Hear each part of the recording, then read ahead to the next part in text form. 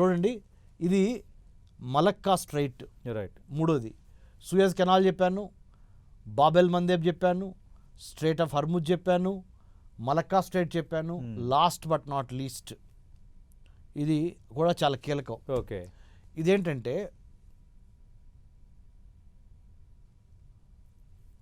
Panama canal. అది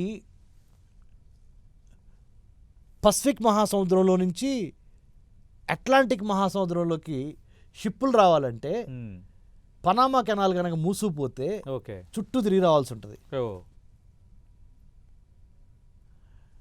so ఆ Panama canal ఒకటి. ఓకే.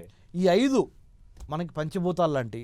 ప్రపంచంలో వర్తక వాణిజ్య వ్యాపార స్మూత్గా జరగాలి అంటే shipping lines, sea lines of communication, smooth flow of logistics okay on sea based, సముద్రం మీద. అవును. ప్రపంచంలో సతీష్ గారు 10 టీవీ చూస్తున్న మన ప్రేక్షకులు చెప్పాలి, 80% ట్రేడ్, ప్రపంచ ట్రేడ్లో 80% ట్రేడ్ సముద్రం మీద జరుగుద్ది. రైట్. సముద్రంలో ఉన్న 5 ఇంపార్టెంట్ చోక్ పాయింట్లలో మరి ఎక్కువ చోక్ పాయింట్స్ ఎవరి ఆధీనంలో ఉన్నాయి? Islamic countries except Panama canal.